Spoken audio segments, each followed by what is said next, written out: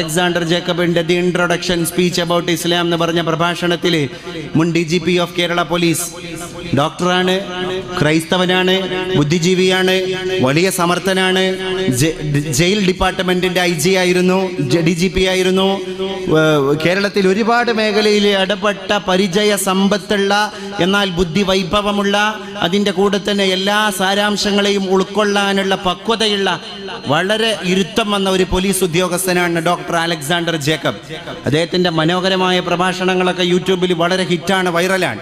എല്ലാ മതക്കാരും കേൾക്കാൻ ആഗ്രഹിക്കുന്ന ഒരു ചിന്തകൻ കൂടിയാണ് കേരളം കണ്ട പോലീസ് ഉദ്യോഗസ്ഥൻ. അപ്പോൾ അതിൻ്റെ ഇടയിൽ കൂടെ ഞാൻ പറയാൻ ആഗ്രഹിക്കുകയാണ്, അദ്ദേഹത്തിൻ്റെ 1 മണിക്കൂർ നീണ്ടു കിടക്കുന്ന the introduction speech about Islam എന്ന് പറഞ്ഞിട്ടുള്ള ക്രൈസ്തവനായ പോലീസ് ഉദ്യോഗസ്ഥന്റെ പ്രഭാഷണം മുസ്ലിങ്ങൾ ആദ്യം പഠിക്കണം. ഇസ്ലാം ഇത്രയും വലിയ സൗന്ദര്യമുള്ള മതമാണെന്ന് അലക്സാണ്ടർ ജേക്കബിന്റെ പ്രസംഗം കേട്ടിട്ട് പല ചെറുപ്പക്കാരും മനസ്സിലാക്കിയത്. അദ്ദേഹം പറഞ്ഞു, ഇസ്ലാമിൽ മുസ്ലിങ്ങൾ സുജൂദിലേക്ക് പോകുന്നത് കൊണ്ടാണ് ഇബാദത്ത് ചെയ്തുകൊണ്ടിരിക്കുന്ന മുസ്ലിങ്ങൾക്ക് എപ്പോഴും വളരെ പെർഫെക്റ്റ് ആയിട്ട് അവരെ കാണാൻ സാധിക്കുന്നത്. കൃത്യമായിട്ട് നിസ്കരിക്കുന്ന എല്ലാ മുസ്ലിങ്ങളും വളരെ ഉന്മേഷമുള്ള ആൾക്കാരായിട്ട് ഞങ്ങൾ പോലീസുകാർക്ക് കണ്ടെത്താൻ സാധിച്ചിട്ടുണ്ട് എന്ന് അദ്ദേഹം പറയുന്നത്. അപ്പം അദ്ദേഹം പറയാണ്, ഇതിൻ്റെ സാരാംശം ഞങ്ങൾ പരിശോധിച്ചപ്പോൾ ഇതിനകത്ത് ഞങ്ങൾ പോലീസുകാർക്ക് കണ്ടെത്താൻ സാധിച്ചത്, ഹൃദയത്തിൽ നിന്ന് രക്തം തലച്ചോറിലേക്ക് പാസ് ചെയ്യുന്ന പ്രധാന ആരാധനാ രീതി കൈവശമുള്ള ആൾക്കാരാണ് ഇവര്. ഹം ലോഗ് ജബ് सुजूद से जाते हैं, हम सीधा ऐसे ही चलने के वक्त हमारे सर से हमारे ख्याल तक ज़हन सदर से कोई ब्लड सर्कुलेशन नहीं हो जाती है. പക്ഷെ സുജൂദിലേക്ക് നമ്മൾ പോകുന്ന നേരത്ത് ബ്ലഡ് സർക്കുലേഷൻ ഹൃദയത്തിൽ നിന്ന് നേരെ തലച്ചോറിലേക്ക് പമ്പ് ചെയ്യാണ്. കാരണം തല താഴെയും ഹൃദയം മുഴുവൻ. ഇങ്ങനൊരു ആരാധനാ രീതി ഒരു മതത്തിലും ഇല്ല. അദ്ദേഹം പറയാം, ഞാൻ നിലകൊള്ളുന്ന മതത്തിലടക്കല്ല. പിന്നെ എല്ലാ മതാചാര്യന്മാരും ഇതിനെ പഠിച്ചപ്പോഴാണ് യോഗാസനം വന്നത്. യോഗയിലുള്ള ഏറ്റവും പ്രധാനപ്പെട്ട ആസനം തല കുത്തി നിൽക്കല.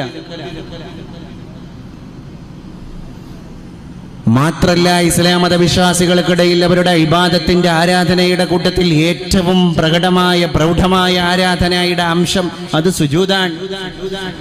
അഖറബു ഇലയ്യ അബ്ദി, എൻ്റെ അടിമ എന്നിലേക്ക് ഏറ്റവും അടുത്തത് സുജൂദിലാണ് എന്ന് അല്ലാഹു. എൻ്റെ അടിമ എന്നോട് ഏറ്റവും അടുക്കുന്നത് സുജൂദിലാണ്. അദ്ദേഹം പറയാൻ കേട്ടെ, ഈ മുസ്ലിങ്ങൾ 5 നേരം ഫർളായ നിസ്കാരം മാത്രം നിസ്കരിച്ചു കഴിഞ്ഞാൽ എത്ര നേരാണ് തലച്ചോറും ഹൃദയം രക്ത കൈമാറ്റം നടത്തുന്നത്. അതുകൊണ്ട് ഉന്മേഷം. പിന്നെ അവരുടെ ആരാധനാലയങ്ങളിലേക്ക് കയറി നോക്കുമ്പോൾ തന്നെ നമുക്ക് പഠിക്കാനുള്ളത്, ഒറ്റ മുസ്ലിം നിസ്കാര പള്ളിയും സ്നാനഘട്ടങ്ങളില്ലാത്ത പള്ളികളല്ല. അദ്ദേഹം പറയാൻ, എല്ലാ മുസ്ലിം നിസ്കാര പള്ളിയുടെ മുമ്പിലും പണ്ട് നമ്മൾ സ്രാമ്പ്യ എന്ന് പറഞ്ഞ നിസ്കാര പള്ളി, പണ്ട് തെക്കൻ ഭാഗത്ത് തൈക്കാവ് എന്ന് പറയുന്ന ചെറിയ പള്ളിയുടെ മുമ്പിലടക്കം ഒന്നുക്ക് കുളം അല്ലെങ്കിൽ ഹൗള് അല്ലെങ്കിൽ പൈപ്പ് ഇതില്ലാത്ത മുസ്ലിം പള്ളി ഏതാ? എന്നാ ഒരു പൈപ്പെങ്കിലുമുള്ള ഒരു ക്ഷേത്രമോ ഒരു ക്രൈസ്തവ ദേവാലയമോ ചർച്ചോ ലോകത്തില്ല. അതുകൊണ്ട് മറ്റ് മതങ്ങളുടെ ആരാധനാലയങ്ങൾക്ക് മുറ്റത്ത് സ്നാനഘട്ടങ്ങളില്ല എന്ന് മാത്രമല്ല, ഇസ്ലാമിൻ്റെ ആരാധനാലയങ്ങളിൽ സ്നാനഘട്ടമില്ലാത്ത ഒറ്റ ആരാധനാലയവും ഇല്ല എന്ന് അലക്സാണ്ടർ ജേക്കബ് സമർത്ഥിച്ചു പറഞ്ഞു. അപ്പോൾ പുറം ഭാഗം ശുദ്ധിയാക്കിയിട്ടേ അവർക്ക് അകം ശുദ്ധിയാക്കാൻ പാടുള്ളൂ എന്നർത്ഥം. അകം ശുദ്ധിയാക്കുക എന്ന് പറഞ്ഞാൽ അലാ ബിദിക്രില്ലാഹി തത്മഇന്നുൽ ഖുലൂബ്, അള്ളാഹുവിനെ സ്മരിക്കലാണ് ഇസ്ലാമിൻ്റെ നിസ്കാരം. അള്ളാഹുമായിട്ടുള്ള സംഭാഷണമാണ്, കോൺവെർസേഷൻ ബിറ്റ്വീൻ ഗോഡ്. അടിമയും അള്ളാഹും തമ്മിലുള്ള ഒരു കോൺവെർസേഷനാണ് നിസ്കാരം. മുനാജാത്താണ് ബൈനൽ അബ്ദി വ റബ്ബിഹി.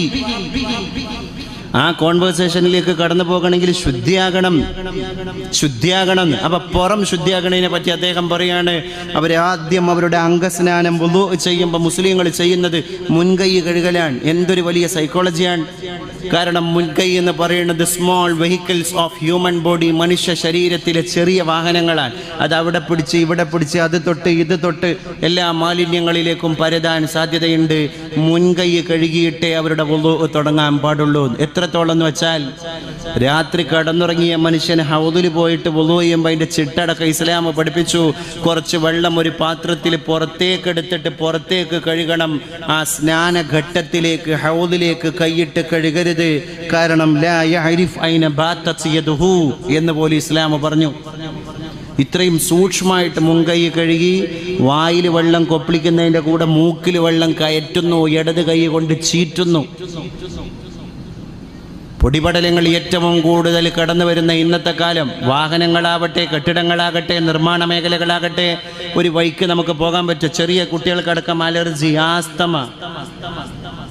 അതുകൊണ്ട് പൾമോളജി വിദഗ്ധന്മാരുടെ, ചെസ്റ്റ് വിദഗ്ധന്മാരുടെ, നെഞ്ചുരോഗ വിദഗ്ധന്മാരുടെ സമ്മേളനം നാളെ നടക്കാൻ പോവുകയാണ് മലപ്പുറം ജില്ലയിൽ. ഏറ്റവും കൂടുതൽ തിരക്കുള്ള മെഡിക്കൽ ഡിപ്പാർട്ട്മെന്റ് ആയിട്ട് പുൽമോളജി മാറി. എന്താ കാരണം? അലർജി ഡിപ്പാർട്ട്മെന്റിന്റെ ആൾക്കാർക്ക് തിരക്ക് കൂടി. ചെറിയ കുട്ടികൾക്കടക്കം തുമ്മല്, ചെറിയ കുട്ടികൾക്കടക്കം ആസ്തമ.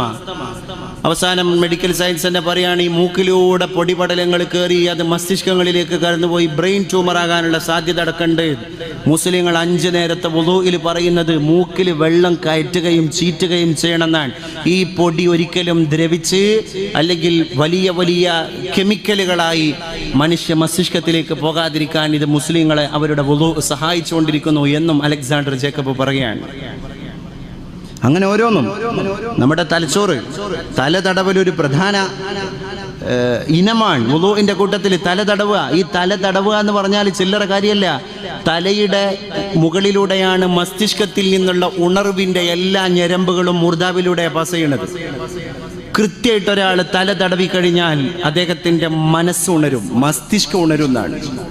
എന്തെങ്കിലും ഒരു അൺകോൺഷ്യസ് ആയിട്ട് ഇരിക്കുകയാണെങ്കിൽ തലയിൽ കുറച്ച് വെള്ളം ഒഴിച്ചാൽ മതി, ഒന്ന് ഫ്രഷ് ആവാൻ. മുഖത്ത് കുറച്ച് വെള്ളം ഒഴിച്ചാലും ഫ്രഷ് ആവും. അതുകൊണ്ട് ആ ബോധരഹിതനായ മനുഷ്യന്റെ മുഖത്തേക്ക് വെള്ളം കുടഞ്ഞാലേ ബോധം തെളിയുള്ളൂ.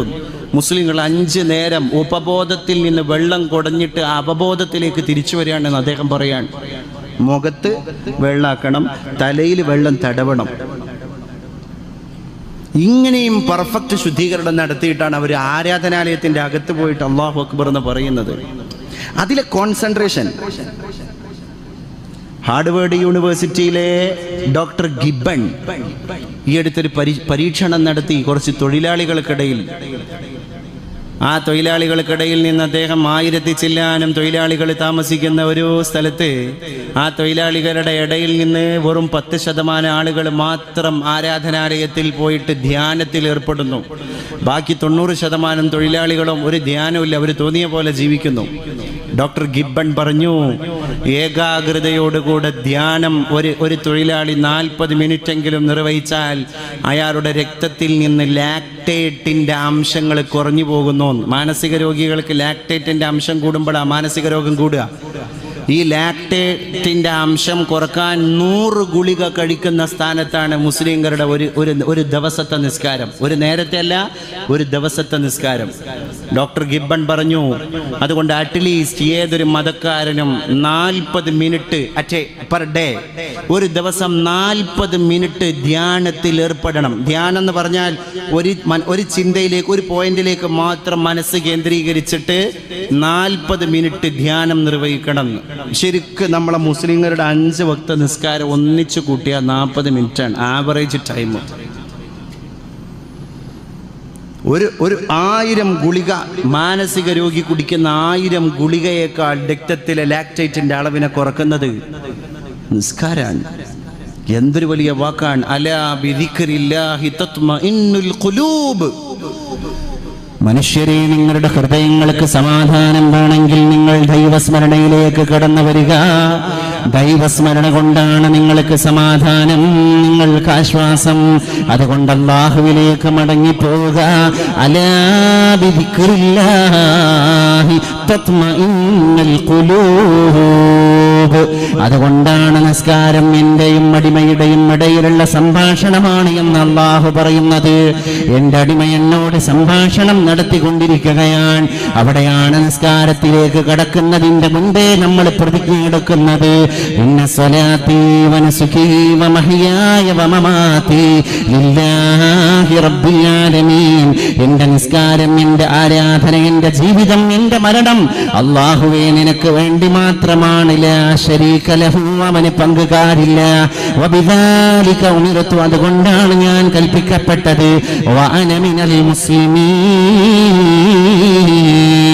അതുകൊണ്ട് നീ പറഞ്ഞ മുസ്ലിമാണ് ഞാൻ, അല്ലാഹുവേ നിന്റെ അടിമയായ മുസ്ലിമാണ് ഞാൻ എന്ന പരിശുദ്ധ റബ്ബിന്റെ മുമ്പിൽ പ്രതിജ്ഞയെടുത്തിട്ടാണ് ആരാധനയാകുന്ന നിസ്കാരത്തിലേക്ക് നമ്മൾ കടന്നു പോകുന്നത്. ആ പ്രതിജ്ഞ ശിരസാവഹിക്കാൻ ജീവിതത്തിന്റെ കർമ്മമണ്ഡലങ്ങളിലൂടെ സാധ്യമാകണം എന്റെ പ്രിയപ്പെട്ടവരെ.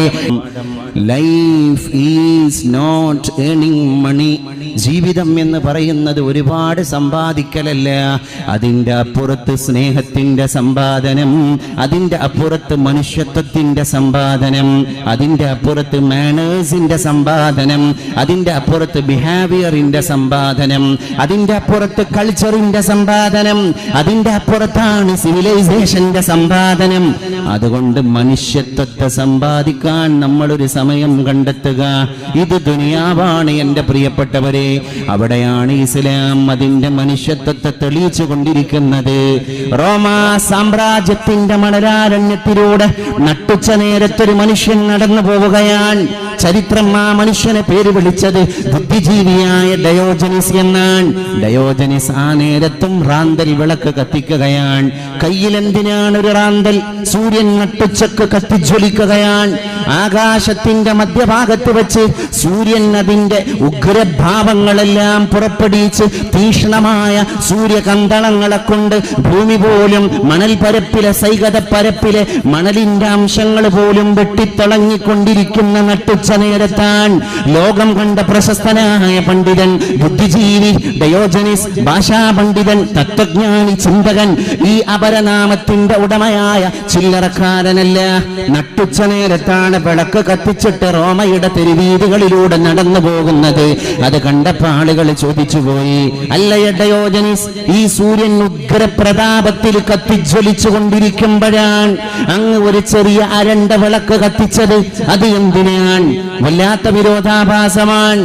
അങ്ങാണെങ്കിൽ ലോകത്തിന്റെ പേര് കേട്ട ബുദ്ധിജീവി, അങ്ങ് പണ്ഡിതൻ, അങ്ങ് സമർത്ഥൻ, അങ്ങ് ചിന്തകൻ, അങ്ങ് തത്വജ്ഞാനി, അങ്ങ് ഭാഷാപടു, ഈ വലിയ മനുഷ്യനാണ് സൂര്യൻ ജ്വലിക്കുമ്പോ ഒരു വിളക്ക് കത്തിച്ച് നടക്കുന്നത്. ഇത് വിഡ്ഢിത്തമല്ലയോ ഡയോജനിസ് എന്ന് ചോദിച്ചപ്പോ ആ ചോദ്യകർത്താക്കളായ ജനങ്ങളോട് പണ്ഡിതനായ ബുദ്ധിജീവിയായ ഡയോജനിസ് പറഞ്ഞുപോയി, അല്ല, ഞാൻ മനുഷ്യനെ തിരയുകയാണ്. ഓരോ മനുഷ്യന്റെയും ഹൃദയത്തിന്റെ ഉള്ളിൽ ഇരുട്ട് കയറിയിരിക്കുകയാണ്. ലബ് പേ ആതി ഹെ ദുആ ബൻ കേ തമന്നാ മേരി जिंदगी शम्म की सूरत हो खुदाया मेरी दूर दुनिया का मेरे दम से अंधेरा हो जाए हर जगह मेरे चमकने से उजाला हो जाए. അല്ലാമ മുഹമ്മദ് ഇഖ്ബാലിന്റെ ലോക പ്രശസ്തമായ ഒരു കവിതയുണ്ട്. ആ കവിതയുടെ ശീർഷകം ബച്ചേ കി ദുആ, ഒരു കൊച്ചുകുട്ടിയുടെ പ്രാർത്ഥന എന്നാണ്. ഇഖ്ബാൽ സ്വപ്നം കാണുന്ന കുട്ടി ഒരു പള്ളിയിലേക്ക് ദർസ് പഠിക്കാൻ പോകുന്ന ഒരു മുതല്ലിമാണ്. അല്ലാമ ഇഖ്ബാൽ സ്വപ്നം കാണുന്ന കുട്ടി ശുഭ്രവസ്ത്രധാരിയായ ഒരു തൊപ്പിയും തലപ്പാവും ധരിച്ച അള്ളാഹുവിന്റെ ഇൽമ പഠിക്കാൻ മതകലാലയത്തിലേക്ക്, അറബിക് കോളേജിലേക്ക്, ശരീഅത്ത് കോളേജിലേക്ക് കടന്നു പോകുന്ന ഒരു കുഞ്ഞുമോനാണ്. ആ കൊച്ചുകുട്ടി പരിശുദ്ധ തമ്പുരാനോട് ദുആ ചെയ്യുകയാണ്, അല്ലാഹുവേ ലബ് പേ ആതി ഹെ ദുആ ബൻ കെ തമന്നാ മേരി, എന്റെ ചുണ്ടിലേക്ക് ഒരു പ്രാർത്ഥന കടന്നു വരുന്നുണ്ട് തമ്പുരാനെ. അത് മറ്റൊന്നുമല്ല, സിന്ദഗി ശമ്മ കി സൂറത്ത് ഹോ ഖുദായാ മേരി, അല്ലാഹുവേ എന്റെ ജീവിതം ഒരു മെഴുകുതിരി പോലെ വെട്ടിത്തിളങ്ങണം തമ്പുരാനെ. എന്റെ നാടിന് പ്രകാശം കൊടുക്കാൻ എനിക്ക് സാധ്യമാകണം തമ്പുരാനെ. എന്റെ നാട് മുഴുവൻ ഇരുട്ടിലാണ്. അക്രമത്തിന്റെ ഇരുട്ട്, അരാജകത്വത്തിന്റെ ഇരുട്ട്, അസഹിഷ്ണുതയുടെ ഇരുട്ട്, വാട്സപ്പിന്റെ തിരക്കിൽ സ്വന്തം രക്തബന്ധത്തെ മറന്നുപോയതിന്റെ ഇരുട്ട്, സോഷ്യൽ മീഡിയയുടെ തിരക്കിൽ ഉമ്മാന്റെ നടുവേദനക്ക് മരുന്ന് വാങ്ങിക്കൊടുക്കാൻ സമയം കിട്ടാതെ പോയ ചെറുപ്പക്കാരന്റെ ഹൃദയത്തിലേക്ക് അവന് പോലും അറിയാതെ വന്നുകൂടിയ ഇരുട്ട്, ഫേസ്ബുക്ക് ഫ്രണ്ടിനെ തകർക്കാനുള്ള ഓട്ടത്തിന്റെ ഇടയിൽ ഫേസ്ബുക്ക് വാട്സപ്പിന്റെയും ഫേസ്ബുക്കിന്റെയും ഫോളോവേഴ്സിന്റെ എണ്ണം വർദ്ധിപ്പിക്കാനുള്ള തുരിതുര ഓട്ടത്തിന്റെ ഇടയിൽ സ്വന്തം പെങ്ങളെ കെട്ടിച്ച വീട്ടിലുള്ള പ്രാരാബ്ദങ്ങളെ തിരിച്ചറിയാൻ മറന്നുപോയ തിരക്ക്, അത്തരത്തിലുള്ള ഒരു വലിയ ഇരുട്ടിലാണ് നമ്മളെല്ലാം. ആ കൊച്ചുകുട്ടി ദുആ ചെയ്യുകയാണ്, ദൂർ ദുനിയാ കമരദം സേ അന്ധേരാ ഹോ ജായേ, ഹർ ജഗാ മേരേ ചമക്നെ സേ ഉജാലാ ഹോ ജായേ. അല്ലാഹുവേ, ഞാൻ ഇൽമ എൻ്റെ ഉള്ളിലേക്ക് പ്രവേശിക്കുന്നതോടുകൂടെ എൻ്റെ നാട്ടിന് ഞാൻ വെളിച്ചമാകണം. പരിശുദ്ധ ഇൽമിന്റെ വിജ്ഞാനത്തിന്റെ പ്രകാശകിരണങ്ങൾ എൻ്റെ ഹൃദയത്തിലേക്ക് വിരുന്നു വന്നു കഴിഞ്ഞാൽ ആ പ്രകാശകിരണങ്ങളാണ് എൻ്റെ നാടിൻ്റെ വെളിച്ചം തമ്പുരാനെ എന്ന് കൊച്ചുകുട്ടി പോലും സ്വപ്നം കണ്ടിട്ട് പറയുകയാണ്. അതുകൊണ്ട് പരിശുദ്ധ ഇസ്ലാമിന്റെ ഭക്താക്കളാകണം നമ്മൾ തന്നെയാണ് ഇസ്ലാം. ഇസ്ലാം എന്ന് പറയുന്നത് ഒരു പള്ളിയോ പള്ളിക്കൂടമോ അല്ല. ഇസ്ലാം എന്ന് പറയുന്നത് ഒരു മതകലാലയമല്ല. ഇസ്ലാം എന്ന് പറയുന്നത് ഒരു പരിശുദ്ധ ഖുർആനിന്റെ കോപ്പി പോലുമല്ല. ഇസ്ലാമിന്റെ ജീവിതം നമ്മളാണ്. ഈ ജീവിച്ചു കൊണ്ടിരിക്കുന്ന നമ്മളാണ് ഇസ്ലാമിന്റെ ഇന്ന് ജീവിച്ചു കൊണ്ടിരിക്കുന്ന വർത്തമാന ലോകത്തെ ഇസ്ലാം.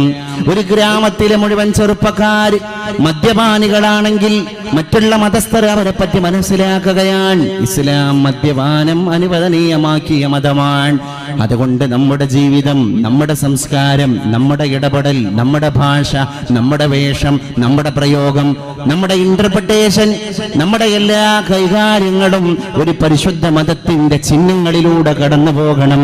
അപ്പോഴാണ് ഇസ്ലാമിനെ ലോകം വായിക്കുന്നത് എന്ന് നമ്മൾ മനസ്സിലാക്കേണ്ടതുണ്ട്.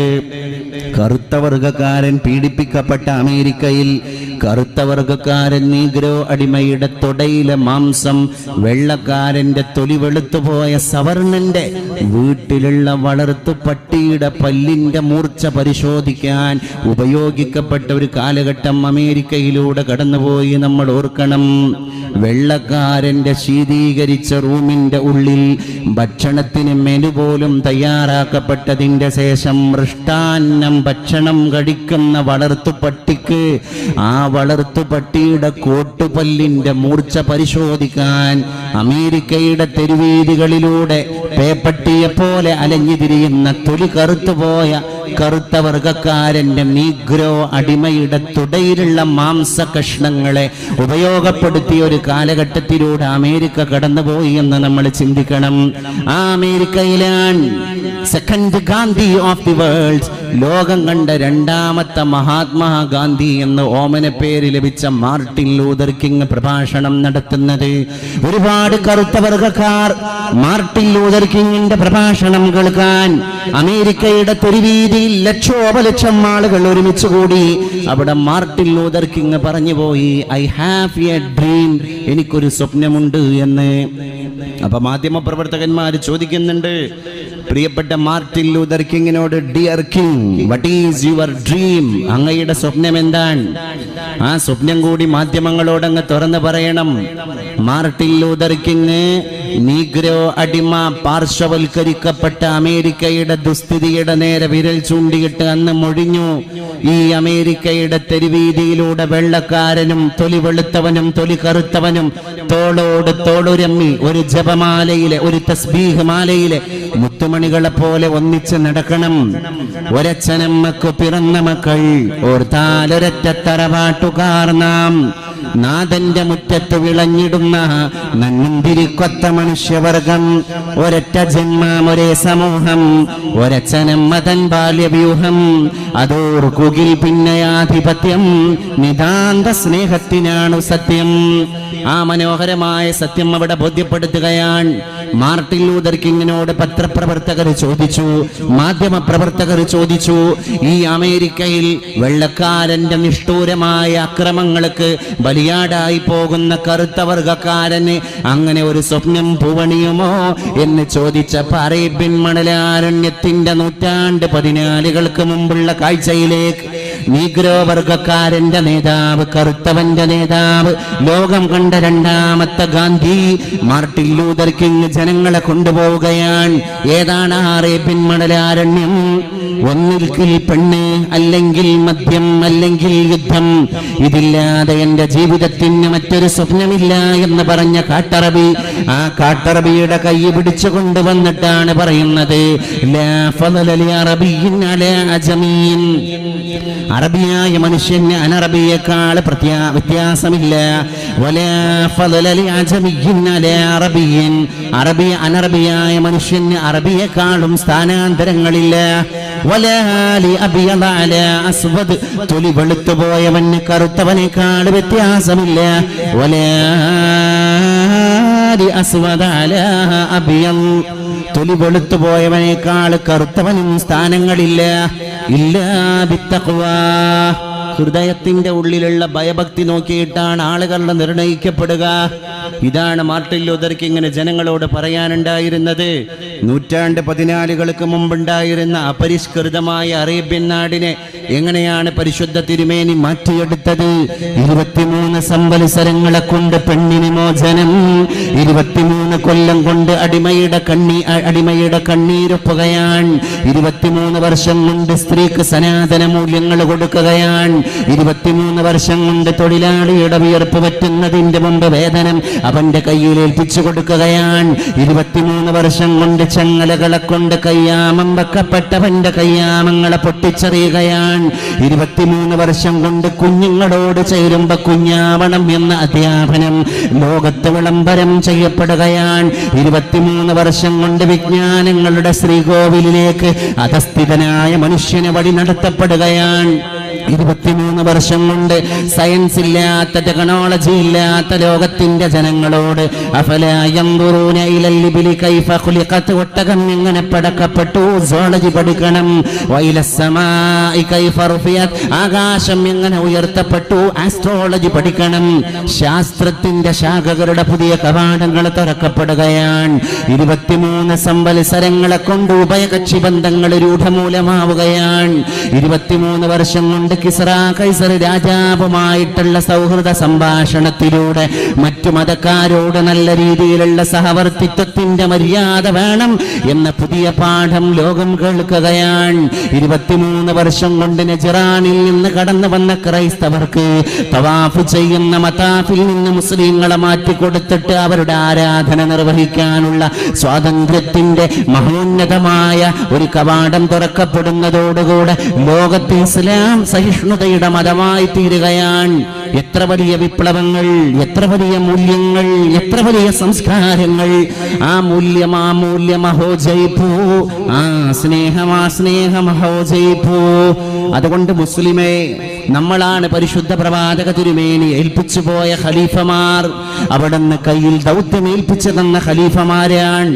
ആ ഖലീഫമാരായിരിക്കുന്ന നമ്മളൊക്കെ പരിശുദ്ധ മതത്തിന്റെ ദൗത്യം വേണ്ട രീതിയിൽ ഏറ്റെടുത്ത് നമ്മുടെ ജീവിതത്തിന്റെ സൗന്ദര്യം, ഇസ്ലാമിന്റെ സൗന്ദര്യം, ഇന്നല്ലാഹ ജമീൽ, അള്ളാഹു എത്ര ഭംഗിയുള്ളവനാണ്, വയുഹിബ്ബുൽ ജമാൽ, അള്ളാഹു സൗന്ദര്യം ഇഷ്ടപ്പെടുന്നവനാണ്, അള്ളാഹു സൗന്ദര്യവാനാണ്, അള്ളാഹു സൗന്ദര്യം ഇഷ്ടപ്പെടുന്നവനാണ് എന്ന് പറഞ്ഞ വാക്കിന്റെ അർത്ഥം എന്താണ്? പരിശുദ്ധ തമ്പുരാന്റെ സൗന്ദര്യം, ഇടപെടലിന്റെ സൗന്ദര്യം, അള്ളാഹുവിന്റെ സൗന്ദര്യം, അടിമയോടുള്ള വാത്സല്യത്തിന്റെ സൗന്ദര്യം, അള്ളാഹുവിന്റെ സൗന്ദര്യം, ഈ പ്രപഞ്ച നിർമ്മാണത്തിന്റെ സൗന്ദര്യം, പ്രകൃതിയുടെ ഒരു സൗന്ദര്യം നമ്മൾ വായിക്കണം.